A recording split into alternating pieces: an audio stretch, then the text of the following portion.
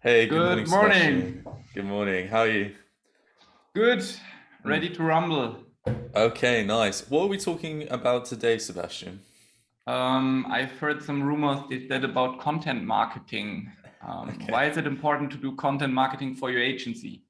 So, So, why, I guess the question to kind of start off here is, um, why did we pick this topic, right? mhm. And for anybody who's listening, Sebastian and I've gone on a personal journey where right now my agency, we've never done content marketing before, but we've just started pushing out content. And Sebastian, you're in a different space, which is kind of interesting, right? Because you're in the space of wanting to start to do content marketing. So I guess my first question to you is, why is content marketing important for you? Why do you think it's something that everybody who's watching the show should be thinking about and doing? Not everybody, but and I should also say we did in the past some content marketing because we are a marketing agency. Would be funny if we don't do content marketing at all. We did in the past, for example, on Instagram. So we pushed already in the past about it. We also connected to search engine optimization. We wrote some articles.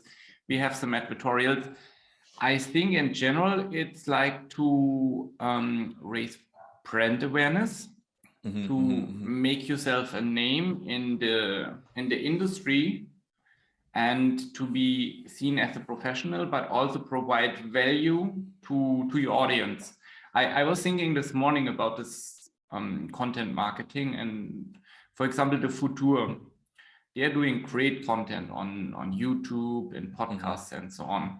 With Chris Day. And exactly. And they provide lots of value. And if you ask, what do you watch or what do you listen when you want to know more about design, this Futur pops up everywhere. Hmm. And the same for your company when there is a specific topic, maybe not directly digital marketing because it's a really big topic, but maybe digital marketing, for example, for your niche, for automotive or for real estate, what we are looking for, your name comes up, Hmm. Hmm. and you have an authority in this niche, in this position, and this is connected from my point of view to content marketing. On the other side, if you are a digital marketing agency and you want to provide content marketing to others, you should do it for yourself, because if you Yeah. can't do it for yourself, when I'm a customer, why do I want to work with you if you can't even do it for yourself, you know? I think the thing that everybody who's listening, we kind of have to think about is like, you have to think of your agency, or company, the business that you're getting, the leads that you're getting are like in a funnel, right? So they come down in this funnel, and your content is at the top of this funnel. So somebody sees your content, they Exactly. like what they see, and they then move down the funnel. So the next thing they see maybe is your website. Then maybe they read a blog post or they look at a project.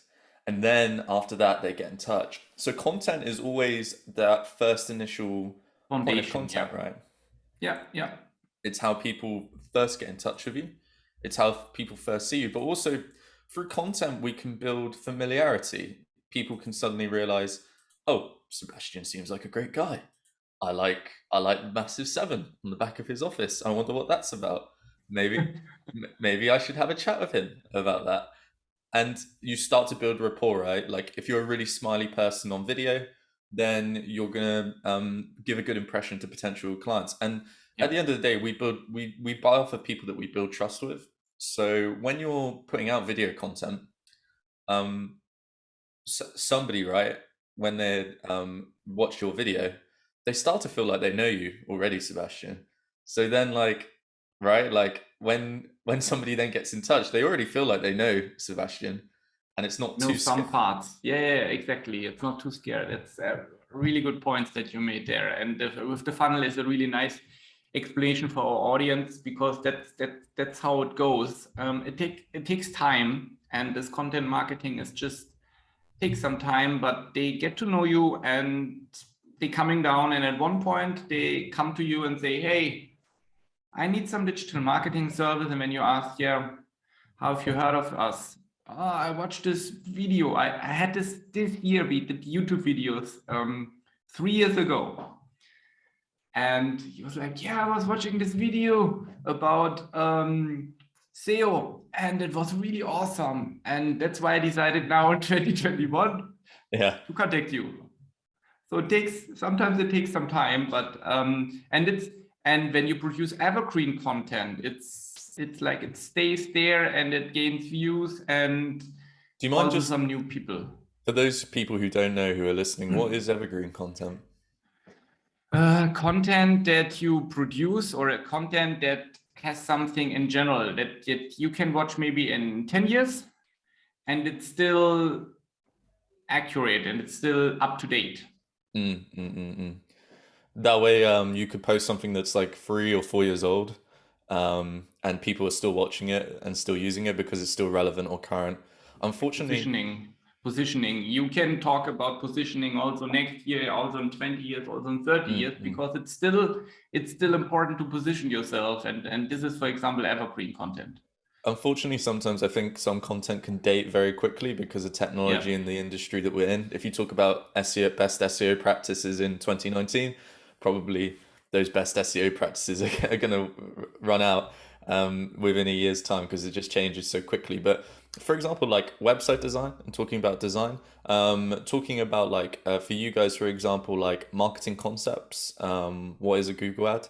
I don't think that will ever change. The definition of a Google ad, I'd like to think. The definition now with the metaverse, let's see what will come next. So never say never, but I think in general about frameworks, the golden ratio, for example, in design, this will stay there. It will stay there, and you can always discuss it and have maybe new ideas about it or see it from different angle. Also with the new technology and this.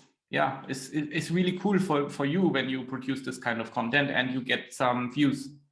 What sort of objections do you think people have to making content? Some of our viewers are probably going to be listening right now and they're like, fuck off, Harry and Sebastian. I'm not making content, whether it takes loads of time or, And outsource it. Then I would say outsource it. Outsource it to someone, but the person needs to be aligned with your vision of the company and your brand. And there will be at the beginning, of course, a lot of back and forth, how I see it, or you are really lucky and this person produces exactly what you want to produce. And I mentioned this already in some other videos, pick a format that you feel comfortable. I don't like so much writing, for example. I like more to talk or to listen. So for me, audio, video, podcast is something that I like to do, so I don't feel forced. The only thing is that we start in the morning, and for me it's just to be here in time in the office. This is the only thing. But when I'm here, it's totally fine. And for these that are out, just start, and you will see. Even if you do something that you're out of your comfort zone, at one point you will say, "Oh, this is something new. I learned something new." And your first video will be not the biggest hit in the internet for sure. But when you do it step by step, every week, for example, how we doing it, you get better and better, and you get more comfortable. I'm gonna be really honest with you guys who are watching right now. We started a year ago, I think, in like January, nearly a year now. That's crazy to think.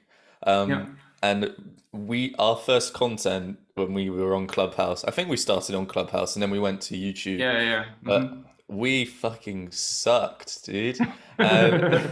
And the first Clubhouse was like really the first Clubhouse was just me and Sebastian chatting rubbish for a bit, and we got some people up and it was really good.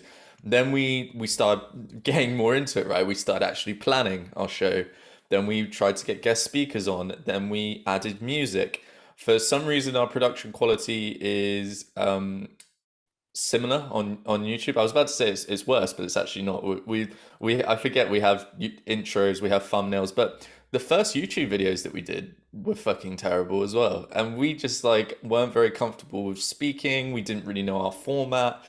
But my point here is if you start your first video, I think Christo says an amazing line, which is like, your first video that you put out is going to be terrible, but the next video is going to be better. And by the 100th video, you're going to be this talking, walking machine saying all these great things in video, and you'll also learn all the intricacies. You'll learn how to edit content, you'll learn how to talk more confidently.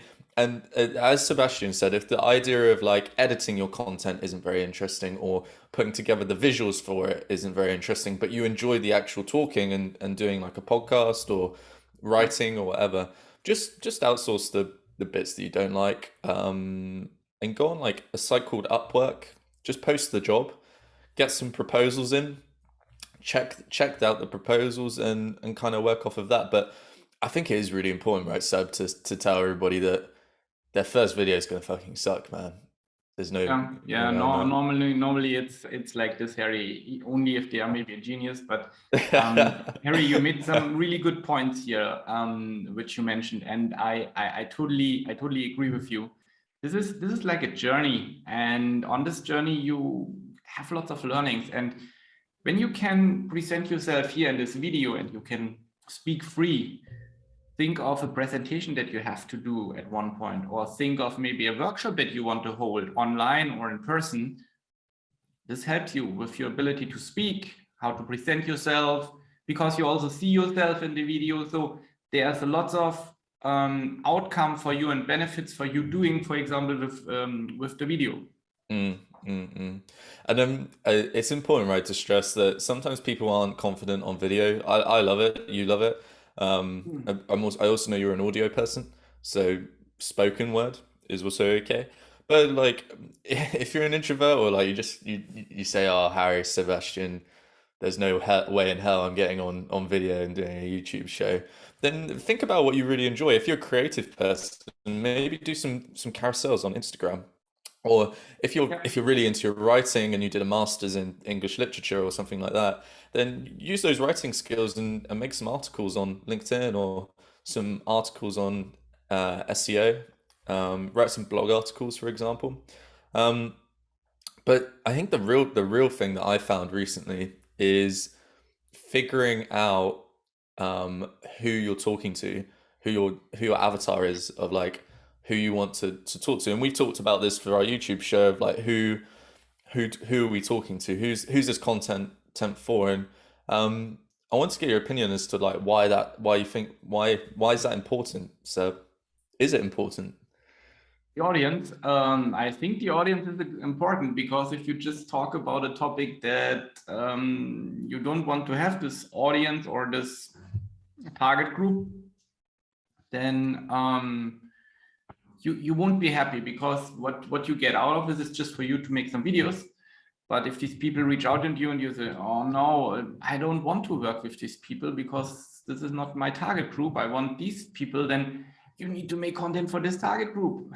Yeah. And if you don't feel comfortable to speak to this target group, then maybe your positioning or the topic that you want to talk is not maybe for the right people. Then pick something that you like to talk about it. So I think something that people can get very dissuaded about is like metrics. So they're doing like weeks on weeks of content and they're getting like low views, or they're not really getting like loads of likes, for example, if people think that's important, or they're not getting any business from it.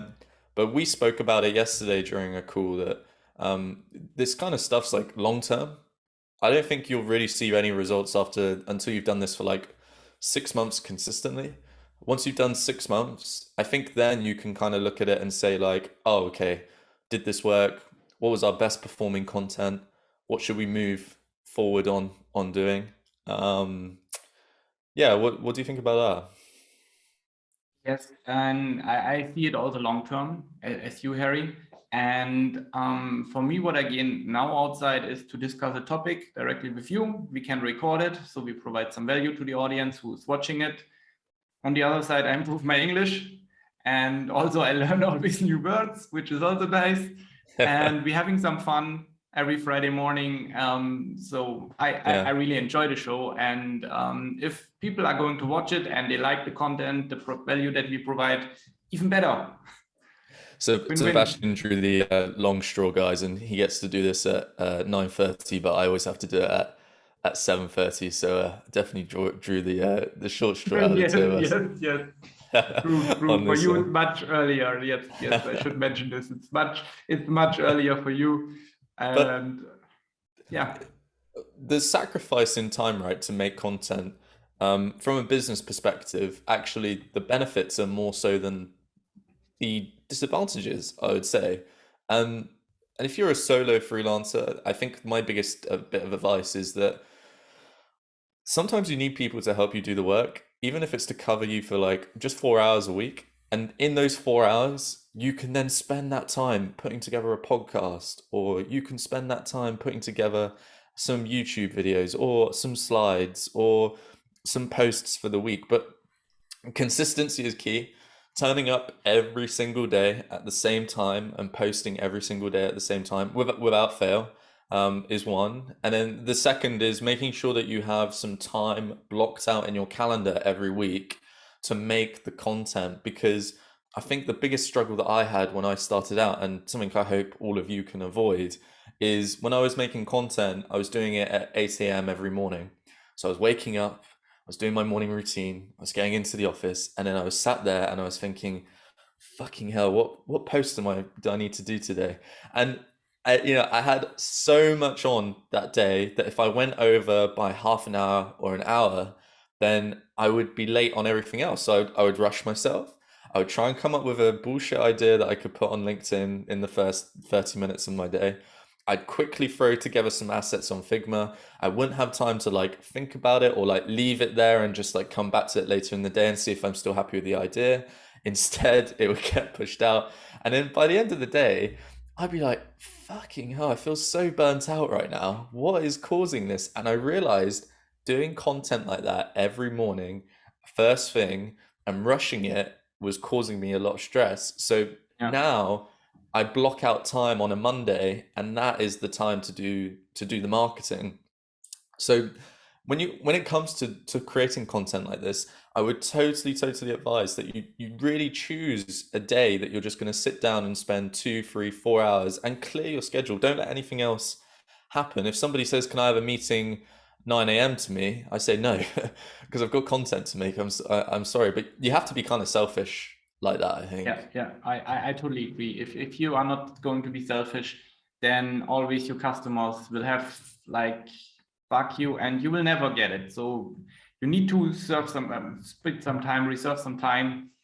Also, I'm not saying the customer that the customer should come first, of course, but there should be also some time for your business in order to grow. And you are the one that choose what is your priority in this time when the customer is asking you and you want to produce content. Yes, I definitely agree. Well, I'm going to say we can close it out there. So, if you would like to follow Sebastian on any of your social platforms, it's Sebastian Bayer on LinkedIn, it's RE7 Agency on Instagram, and there's RE7 Consultancy on YouTube as well. We haven't mentioned that one before, so there's a little treat for you all today. Myself, it's Harry Roper on LinkedIn, Imaginary Space on Instagram, and Harry Roper on YouTube as well. This has been Harry and Seb Talks. It's been a really good chat. We talked about content today. If you have any questions, any ideas for topics, anything you'd like us to talk about, just throw it in the comments down below. We reply to every single comment that we get, and hopefully we will see you next week. Thanks again, Seb. Harry, bye. Bye-bye.